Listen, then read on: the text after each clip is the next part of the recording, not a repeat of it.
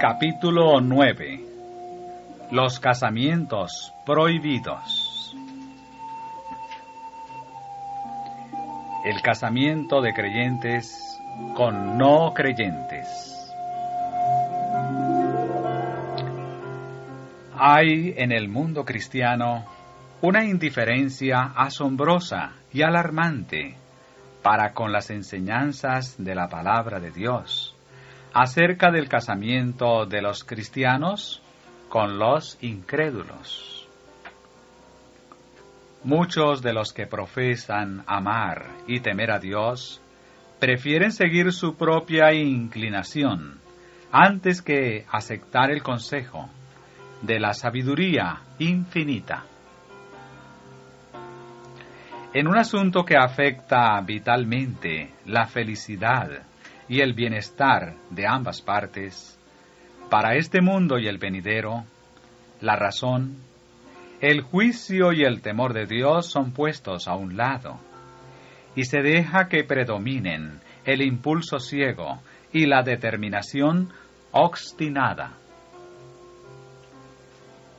Hombres y mujeres que en otras cosas son sensatos y concienzudos, cierran sus oídos a los consejos. Son sordos a las súplicas y ruegos de amigos y parientes y de los siervos de Dios.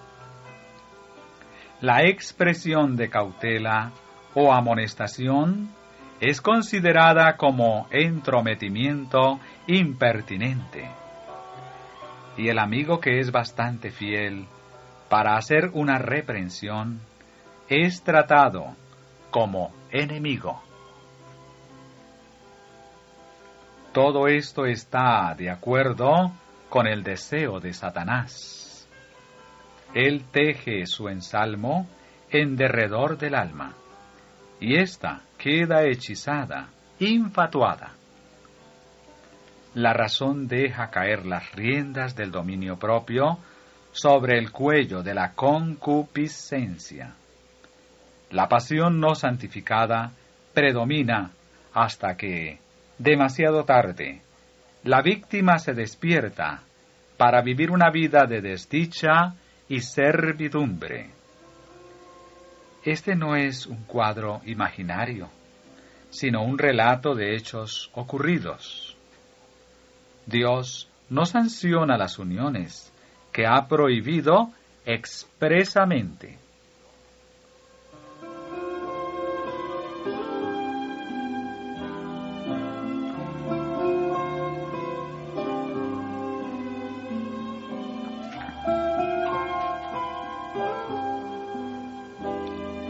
Las órdenes de Dios son claras. El Señor ordenó al antiguo Israel que no se relacionara por casamientos con las naciones idólatras que lo rodeaban. Y no emparentarás con ellos. No darás tu hija a su hijo, ni tomarás a su hija para tu hijo. Se da la razón de ello. La sabiduría infinita, previendo el resultado de tales uniones, declara: porque desviará a tu hijo de en pos de mí, y servirán a dioses ajenos, y el furor de Jehová se encenderá sobre vosotros, y te destruirá presto. Porque tú eres pueblo santo a Jehová tu Dios.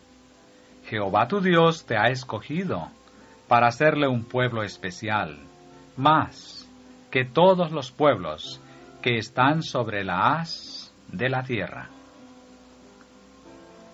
En el Nuevo Testamento hay prohibiciones similares acerca del casamiento de los cristianos con los impíos.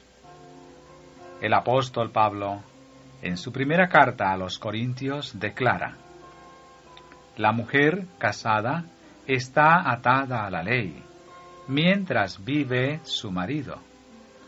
Mas si su marido muriere, libre es. Cásese con quien quisiere, con tal que sea en el Señor. también en su segunda epístola escribe: No os juntéis en yugo con los infieles, porque ¿qué compañía tiene la justicia con la injusticia? ¿Y qué comunión la luz con las tinieblas? ¿Y qué concordia Cristo con Belial? ¿O qué parte el fiel con el infiel? ¿Y qué concierto el templo de Dios con los ídolos?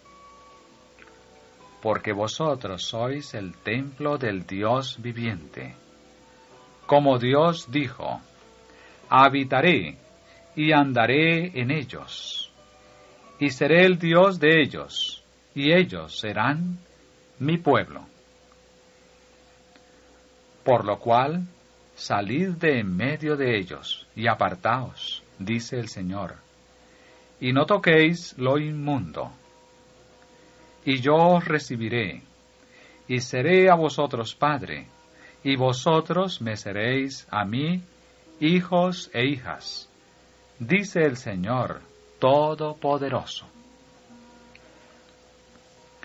La maldición de Dios recae sobre muchas de las relaciones inoportunas e impropias que se entablan en esta época del mundo. Si la Biblia dejara estas cuestiones en luz vaga e incierta, la conducta seguida por muchos jóvenes de hoy en sus uniones unos con otros resultaría más excusable. Pero las exigencias de la Biblia no son órdenes a medias. Requieren una perfecta pureza de pensamiento, palabra y acto. Sentimos gratitud hacia Dios porque su palabra es lámpara a nuestros pies, y nadie necesita errar la senda del deber. Los jóvenes deben dedicarse a consultar sus páginas y escuchar sus consejos, porque siempre se cometen tristes errores al apartarse de sus preceptos.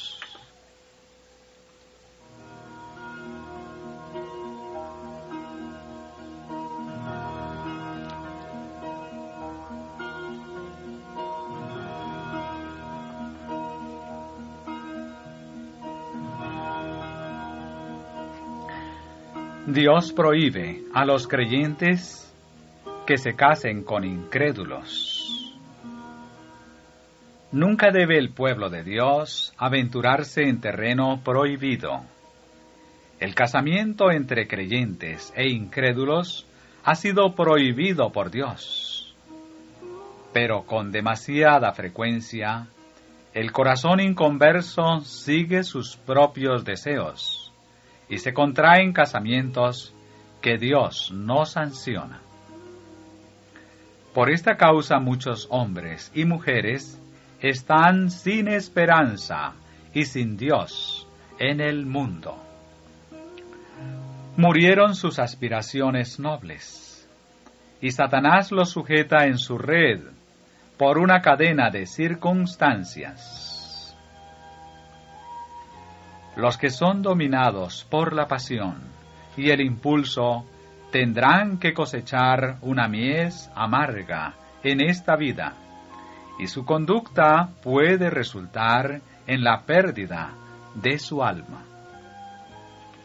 Los que profesan la verdad pisotean la voluntad de Dios al casarse con incrédulos. Pierden su favor y hacen obras amargas, de las que habrán de arrepentirse. La persona incrédula puede poseer un excelente carácter moral, pero el hecho de que no haya respondido a las exigencias de Dios y haya descuidado una salvación tan grande es razón suficiente para que no se verifique una unión tal. El carácter de la persona incrédula puede ser similar al del joven, a quien Jesús dirigió las palabras: una cosa te falta, y esa cosa era la esencial.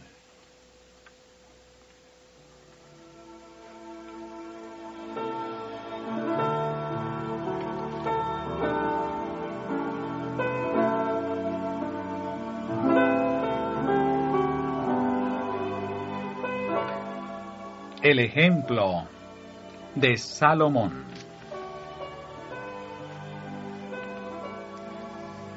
Existen hombres situados en la pobreza y la oscuridad, cuya vida Dios aceptaría y henchiría de utilidad en la tierra y de gloria en el cielo.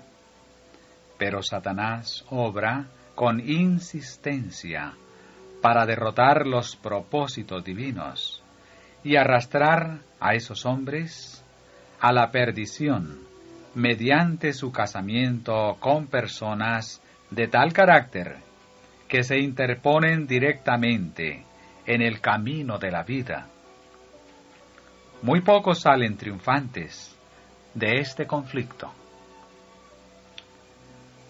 Satanás conocía los resultados que acompañarían la obediencia. Y durante los primeros años del reinado de Salomón, que fueron gloriosos por la sabiduría, la beneficencia y la integridad del rey, procuró introducir influencias que minasen insidiosamente la lealtad de Salomón a los buenos principios y le indujesen a separarse de Dios. Por el relato bíblico sabemos que el enemigo tuvo éxito en ese esfuerzo. Y Salomón hizo parentesco con Faraón, rey de Egipto, porque tomó la hija de Faraón y trájola a la ciudad de David.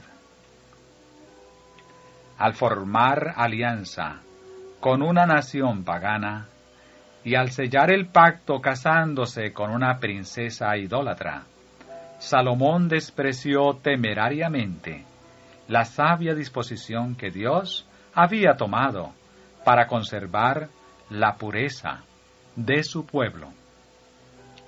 La esperanza de que su esposa egipcia pudiera convertirse no era sino una débil excusa por aquel pecado. En violación de una orden directa de que su pueblo permaneciese separado de otras naciones, el rey unió su fuerza con el brazo de la carne.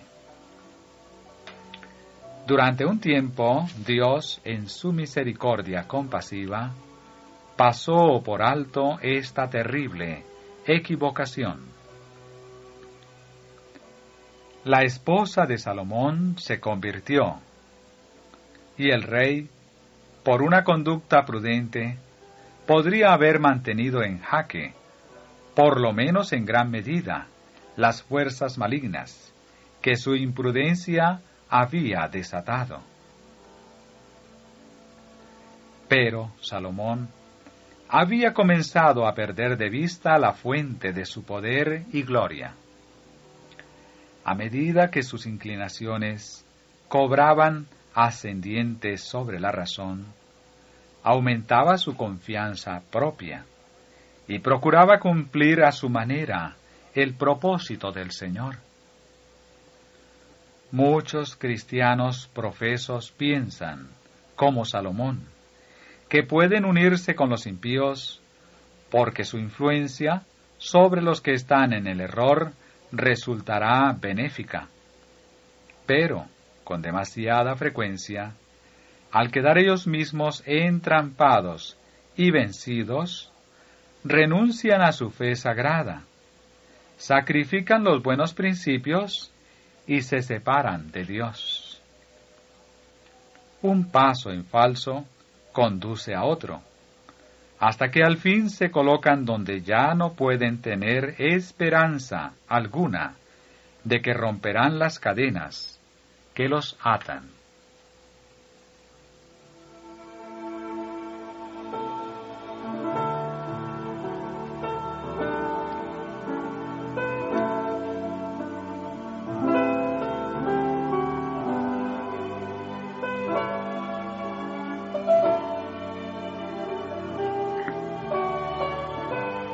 La excusa favorece